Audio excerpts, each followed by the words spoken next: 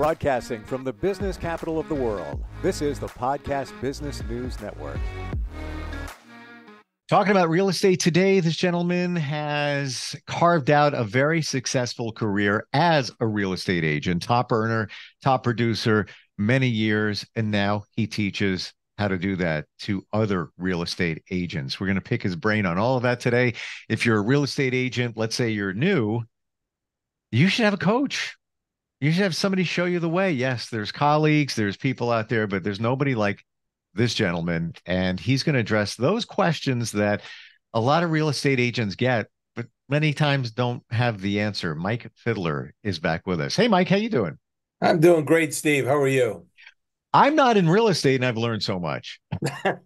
Yeah. So today we're going to address some of those concerns, some of those questions that a real estate agent may have.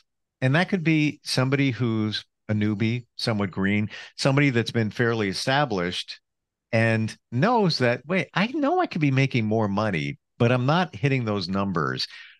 What are some of those questions that real estate agents get from buyers or potential buyers? And then they're really not even sure how to answer those questions. Well, I think the number one thing, Steve, is that sometimes they don't get the question, but the seller or the buyer is thinking it. They just don't ask it. And what I try to teach people is you've got to be able to answer those questions, even though they don't ask it. Like, for example, with a seller, the seller is always thinking, why should I list my home with you? What makes you so special? And they might not say it that way. They might say things like, well, what are you going to do to get it sold? Or how much is it worth? Or they'll go all around it, but they won't ask the question, why you? And that's really the question I think most realtors they're skipping it. They're not answering it. And so what I'd like to be able to do is share some tips on how they could answer it. Love that. All right, let's take it from the I'm selling my house. We can even role play. I'm selling my house. I heard about this guy, Mike. And he's pretty good, but I don't really know anything about him. Just saw him around. Guy walks around with a fiddle. I don't know. I don't know if that helps him sell houses. Mike, why should I hire you? Well, what a great question that is, huh? You know, first of all, let me say this. I really appreciate the opportunity to even be able to answer that question because I know you've got a lot of choices out there. You could pick anybody you want.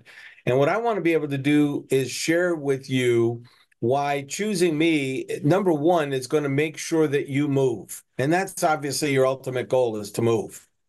So I want to share with you a couple of things that would help you learn and understand that if you choose me, you're going to move and you're going to net more money through me than you would with any other realtor. Now, I know that's a lot, but if I could prove those two things, do you think we might be able to do some business together? Honestly, it would be a no-brainer. I want to get the most for my house, and I don't want to wait a long time. We've got a job offer. We got to get out of here. That's really important that we know that going forward. So let me just share this, okay? There are a lot of different realtors out there, and most of them do things the same way. You know, when they list a house, they put it in MLS, they put up a sign, they'll probably promise you some open houses, they'll put it on their website, you know, they'll hire a drone and they'll do, well, okay, they don't hire the drone. They hire the guy that's running the drone to take pictures and things like that. And the scary thing is, as passive as that is, because all of those things depend on somebody else making a call. It's a very passive way of listing your home. The scary thing is it works about half the time. Actually, I did some numbers recently in a couple of different areas, and one of the areas I was doing, it was 47.2%. 47.2% of the time, you could put your house in MLS, put up a sign, lockbox, the whole 9 yards, and wait for it to sell, and it would. The difference between that and what I do, the system that I use, we've been tracking it, works 89% of the time. That's double. And it's because we do things different. Like, for example, okay, the first thing that I would do if you decided you wanted to hire me, I'd call my buyer agent network. I have about 25 agents that work almost exclusively buyers. for a number of different companies.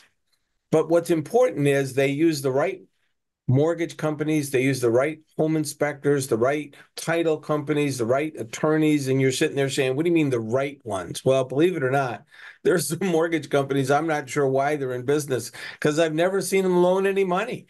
It's like they turn everybody down, which is silly. Why are you in business? I've seen home inspectors that, it used to be a home inspection report might be 4 or 5 pages long. Now, I've seen home inspection reports that are 40 pages long. They're nitpicking every little thing.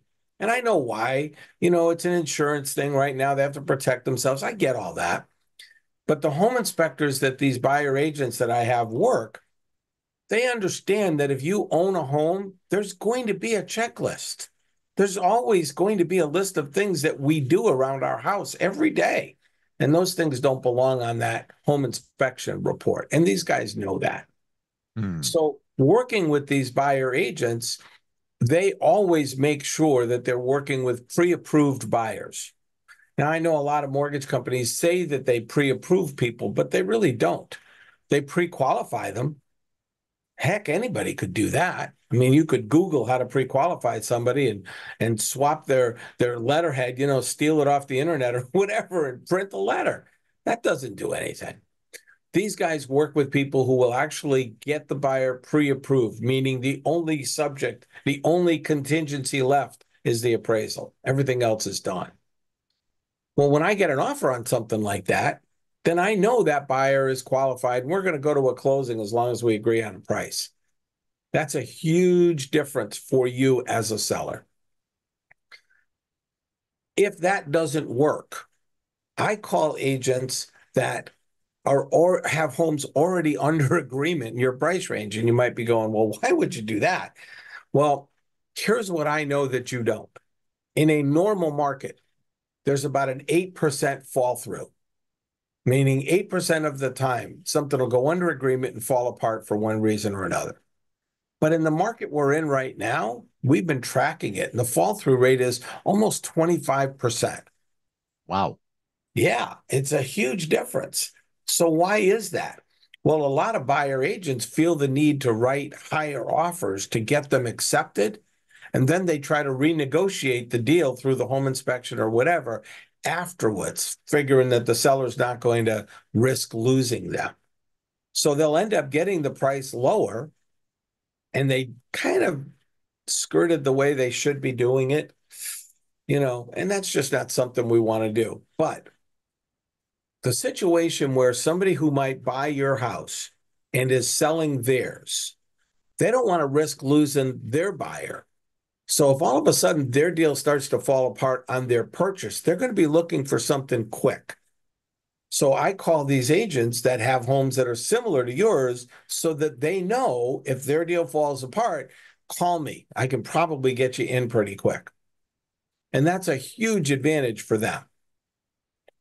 The third thing that I do that's very different is I'm always in touch with other listing agents because they've already marketed homes in your price range. They've already had buyers call them for one reason or another, didn't buy it, but they're still looking. So I want them to know about yours, and I want them to know quickly about yours. So these are things that we do that are very different than what most agents are doing out there. It's a much more proactive approach to getting your home sold instead of just kind of waiting and hoping it sells. I've never been a believer that hope is a good strategy.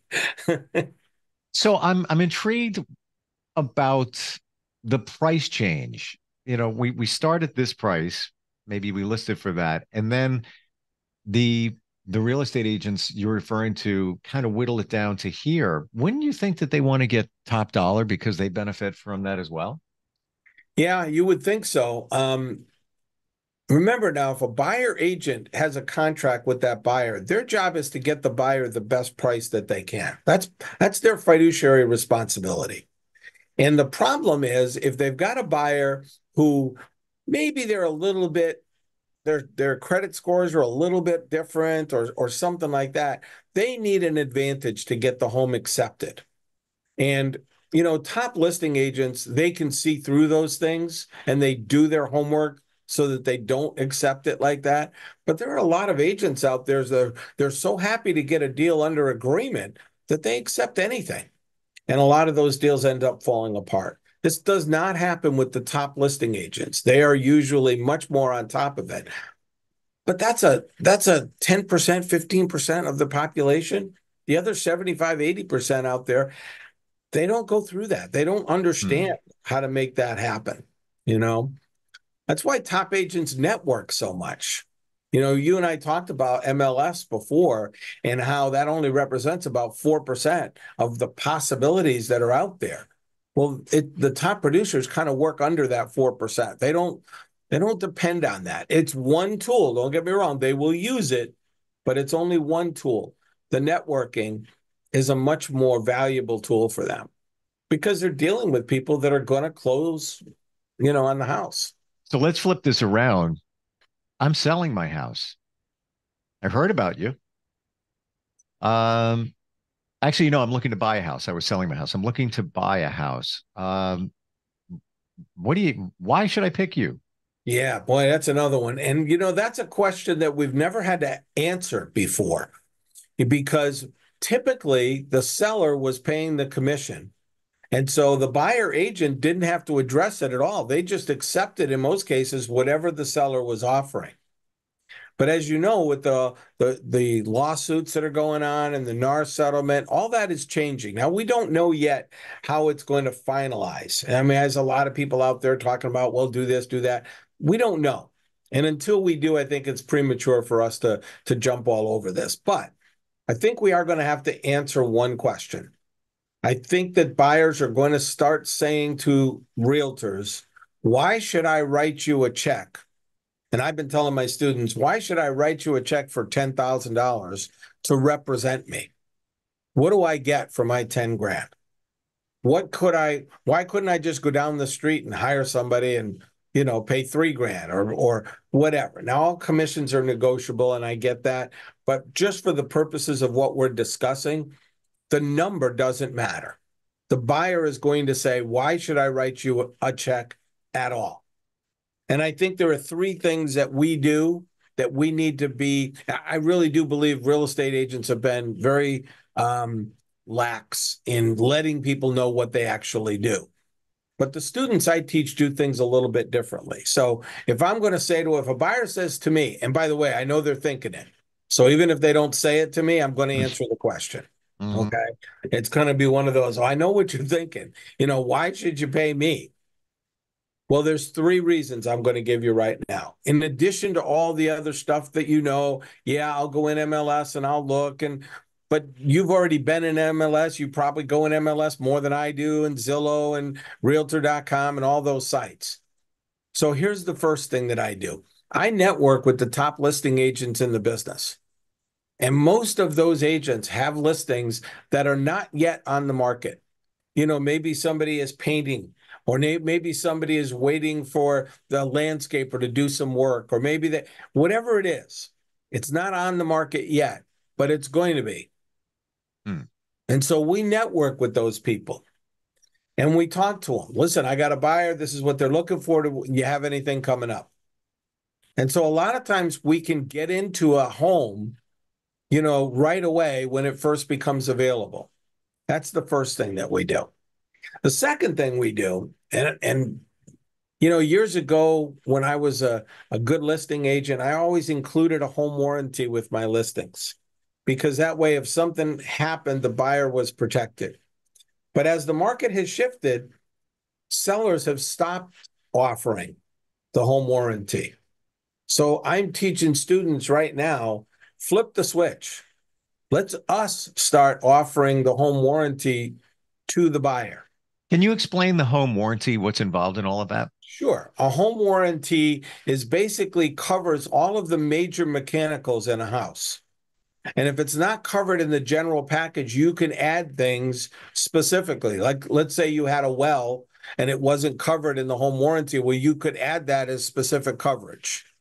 So if something goes wrong, and this is the thing, you get most buyers, they're putting out every nickel they have between down payment and everything else that's involved. They don't have much money left in savings if something goes wrong. So what we're teaching our students, what I'm teaching them is offer them a home warranty. The home warranty is for a year. You can extend it longer, but the main coverage is for a year.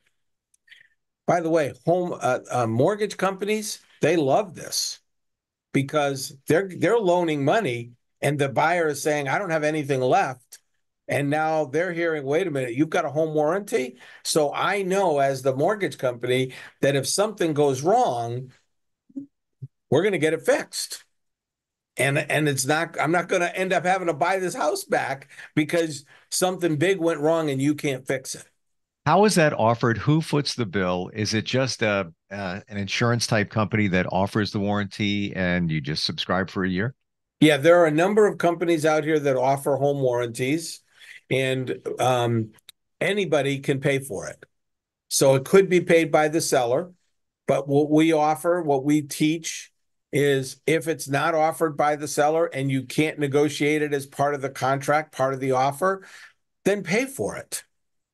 You as the buyer agent, pay for it because the odds are you're offering that buyer something they're not going to get with anybody else. What is it typically, on average? There's lots of variables there, but what does it typically cost? Somewhere between $500 and $700.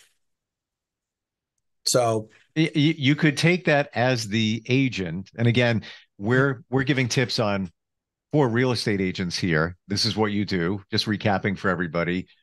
Mike Fiddler is a real estate coach. I know that that's an agent's salary that we're talking about here, their commission, what they're making. But you could take that money and use that in advertising and maybe get nowhere. But to your point, to take $500 off the top or find it somewhere, what a sales tool. yeah, to me, it's a no-brainer. It really is. Seriously, if you told me, because right away I'm like, yeah, like buying a used car. I'm like, yeah, from an individual, not from a dealership or certified pre-owned. Like, man, it's as is. I'm gonna have my mechanic look at it, i.e., my home inspector. Anything could happen for $500. Yeah. Wow. I used to offer it all the time on my listings, and I've told this story for many years. I got a call one day. I didn't know who this person was. She started talking to me like we were good friends, and I didn't know who she was. And she said their furnace went down, and she couldn't find the number of the home warranty. She knew that when she bought the house, it had one, but she couldn't find the number. Could I help her? So I looked up the home warranty and I gave her the number. And I said, by the way, I got to apologize because your name doesn't sound familiar to me. And I don't understand why, because I always know who people are. And she went, oh, no, we didn't work with you, but we bought one of your listings and it came with the home warranty. Wow. Long story short, they ended up getting their furnace replaced, which was at the time was like a $5,000 or $6,000 replacement. That woman referred me more business down the road just because that home warranty was sitting there. Wow. So yeah, it's wonderful. And I get it. As a buyer, I want to feel like I'm protected, but I'm already spending all this money, and I got to spend another $500 to $700 with all the title search, everything going on here to make sure that I'm not buying garbage. So if it's almost like a courtesy if somebody else picks up that fee. So yeah, that's a great. Never even thought of that. Listen, I got to buy this house pretty soon. I'm looking for this house, Mike. What's my reasonable expectations? I know there's always lots of variables here. I'm hiring you. I got to get this done. Let me give you the third reason to hire me. Okay, because I think this one's the most important. You talk to most agents. And they're going to say to you, listen, I'm going to put you on this special list, and any new listings that come up, you're going to get notified by email right away. Now, the thing about that is those are all the homes that pop up in MLS or Zillow or Realtor.com, and you're already getting those. You already know about them before you get the email. But when you work with me, I don't wait for homes in MLS or Zillow or Realtor.com. Once I know what it is you're looking for, I will, first of all, I'll call all my network people to find out if I can find something for you. I'll call sale by owners to see if there's a match, or old expireds to see if there's a match. But what's most important for you is this. I'll go knock on every door in the area that you tell me you want to live in if I have to find your house. I'm not waiting for something to come up in Zillow or Realtor.com. I'm going to go out there and find your Hmm. house. And to me, that's the most important thing for you. I'm not waiting. I agree with you. And I've worked with agents before that they put you on that email feed that comes from MLS, and you're just, and a lot of times, depending on the agency that they work with, they wrap it with their logo and their name, and it looks Yeah. like they're actually sending it right to you. But the majority of that stuff isn't vetted out. And I'm hiring somebody to do the work for me based on my specifications. I'm looking for Victorian. I like to have a wraparound porch, maybe in the school district, price range, 4 bedrooms, whatever you're looking for. Why do I have to go through that email and look at all this other stuff that doesn't apply to me? You It's don't. it's, it's a set it and forget it situation, and that person is not a top producer. No. They're just trying to make it look like that's what they're doing for you. In the Like they're on meantime, top of it. yeah. Yeah. Yeah. Yeah. So Interesting. if that doesn't convince them that I'm worth it, then I'm probably sitting with the wrong person, you Right, know? right. Yeah. You're proactive. That's what I'm gathering. Yeah. Timelines. Let's say somebody's got a lease expiring on a rental. They're looking to buy. They're pre-approved. Let's go there. They're pre-approved, not just pre-qualified. Um, what's reasonable expectations? There's so many variables. It all depends on where you live, market, and all of that. But what are your overall thoughts on that? I tell students if you can't find them a house in 30 days, something's wrong. Either you missed something that they said they were looking for and you're not showing it to them, or you're not out Hmm. there enough looking for them. You're not whether it's knocking on doors or making phone calls or whatever, if it's more than 30 days, you missed something. I said this to a group the other day. I was in front of a group of people and I said, if you're working with somebody for more than 90 days, cut them loose. And I had this one woman, I swear, I thought she was going Wow. to faint. I did. I thought she was going to faint. She goes, "What do you mean?"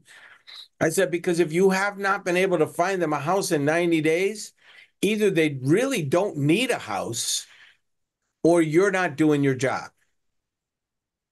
Hmm. That's the way I put it. Everybody's Wow. like, "Yeah, but there's so few homes on the market." I'm like, "No, no. There's few homes in MLS. There's a lot of homes out there." Wow.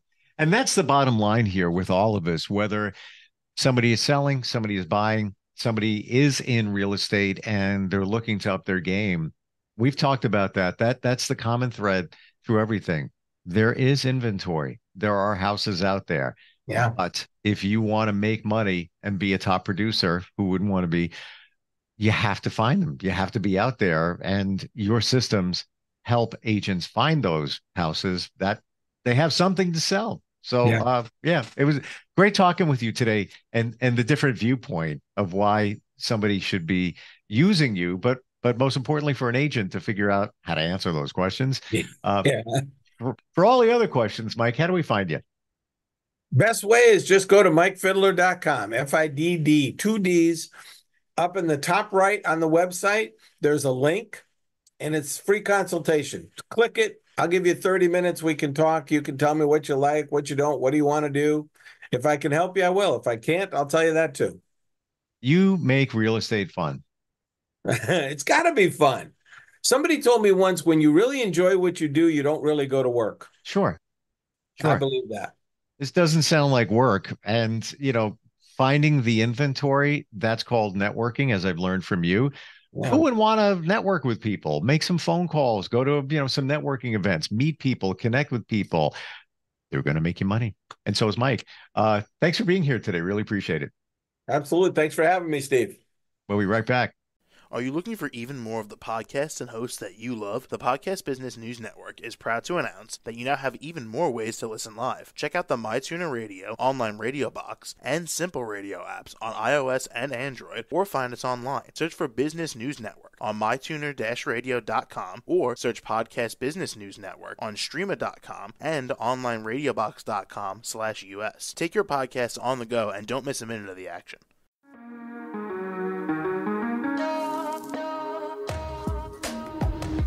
Broadcasting from the business capital of the world, this is the Podcast Business News Network. For nearly 2,000 severely injured veterans, everyday life has become filled with barriers. Day-to-day simple tasks can become pretty daunting. I have to carry my chair up 2 flights of steps or have somebody do it for me. What scares me the most is just the falling. When I'm struggling with my house, I think, to have that one great barrier just knocked down, it's crucial. Home for Our Troops is a wonderful nonprofit that builds a mortgage-free, fully adaptive, handicap-accessible house. And there's no catch. It'll be our very first home that we've ever owned. This is a game changer. This is where your life begins again. We need you to join us in completing this important mission. Please visit hfotusa.org and help build homes and rebuild lives. Because of you, everything's going to be okay.